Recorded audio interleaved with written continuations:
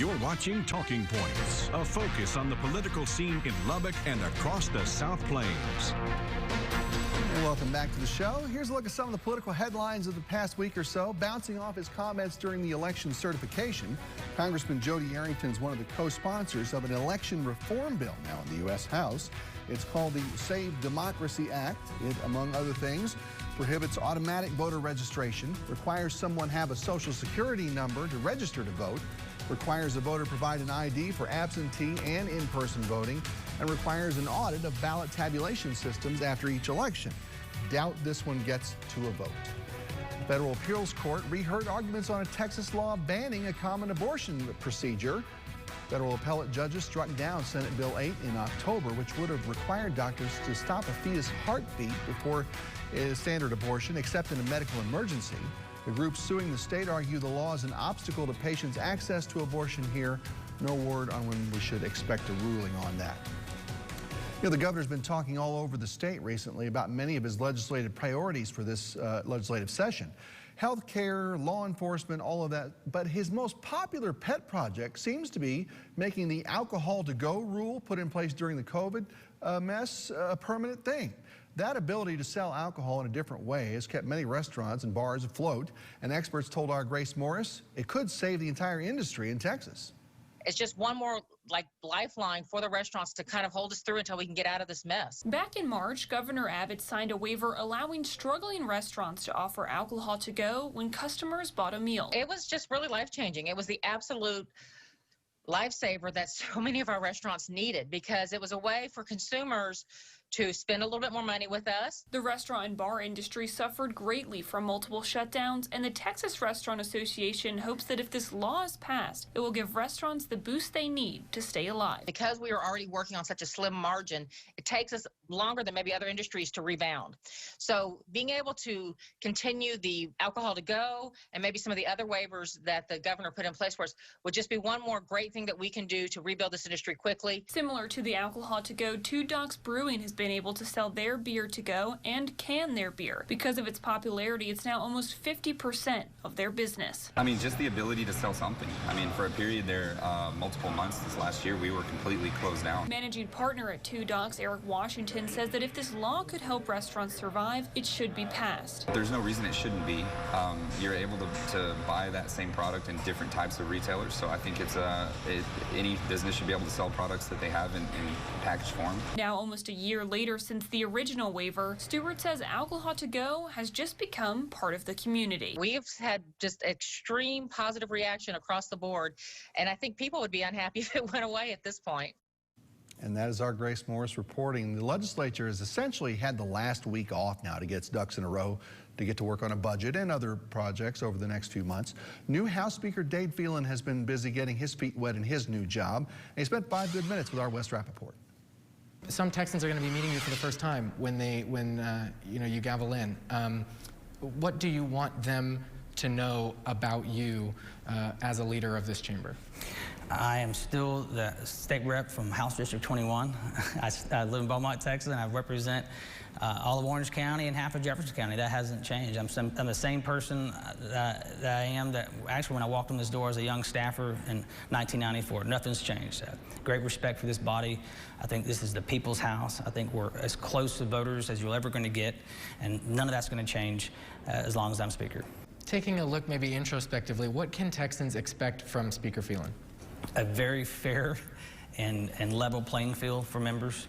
I truly believe that every member needs to come to the House floor to vote their district, to represent the people that sent them there. This is a constitutional representative democracy, and I want to make certain that every member understands that. And, come to the House floor prepared, come ready to work, be respectful, treat others like you want to be treated, like anything else in life, and bring your ideas, bring your goals and ambitions, and work the floor and get your bills passed if you can. If the votes are there, then we'll move your legislation. But I really want members to go back home at the end of session and felt like they represented the 180 to 200,000 people that sent them to Austin. How is the pandemic and what's happened going to impact the House? Again, it's going to impact all policy that we review. It's been 102 years since we've gone through something like this, but quite frankly, it could happen again a year or two from now. Or at least we have to prepare for that. And I think we've done some great things in the state of Texas. to prepare for the next pandemic, and I think we can look back and see what we didn't do right and do better. We're one of the last states to meet in the country post-pandemic, so we have a lot of best practices we can glean from other states and build on their successes as well. But I expect it to be a daily topic. You know, as we get on the House floor, the way we operate is going to be different, obviously. The protocols we take, the social distancing, the mask, and the optional testing as you come into the building. No one I've talked to feels comfortable passing legislation that impacts 29 to 30 million Texans without listening to those 29 to 30 million Texans. We have a very open process here in Texas, always have, always prided ourselves on public input, and we certainly want to make certain we can do as best we can in the 87th to build on that legacy. You are starting this year with a mountain of challenges. What is your plan to help get the state back on track and tackle some of these top issues? Well, we're coming in to the session without an interim, so we didn't have all those interim hearings we were supposed to have that discuss the issues that were important to the next cycle that we're about to go into, this 87 session. So we have that, and we have, you know, COVID-19, which will be kind of a blanket over the entire session and how we operate. It's going to touch every facet of policy, and it's obviously already has impacted the budget and will continue to impact the budget going forward. And then we have redistricting, which is another huge issue. So the members are focused. Everyone I've talked to is ready to get to work. We know the challenges we have ahead of us, and we know how little time we have to get it done. On the economy, you know, obviously a critical component of this state, you know, it looks like the state's going to have to cut back on spending in certain programs, and, you know, you only have so much money to go around, right? What are the short-term and long-term effects on that you know, some programs and some endeavors and some of the projects that lawmakers have been working on won't necessarily happen? You have to prioritize the budget. It's always a priority. Again, I could go back to, you know, our number one priority has always been the public education and higher education. That's why we spend so much money on it. The second is healthcare, and that's our second item that we spend the most money on. And I don't know if it will even ever be as more relevant as now coming out of the pandemic. So again, each member has to come to the House floor with their priorities, whether it's a bill itself or whether it's the budget. I've spent 2 sessions on appropriations, and priorities change sometimes from session to session, but truthfully, at the end of the day, the core function of government is what will be the priority of the state. Last session's investments were made with a surplus in mind. That surplus has significantly diminished, if not gone away completely. How do you fix that? We'll take it one day at a time. We're going to do our best to make sure our commitment to public education is strong. It always has been. When you go look at your personal budget back home, or my personal budget in my house, or my, you know, the budget that I have in my business, whatever I spend the most money on is the most important thing. And the most important thing here in Texas is education. And it's always our #1 budget item, and will always continue to be our #1 budget item because we place such an emphasis on it. And we're going to do that again in the 87th. Any Democratic chairs?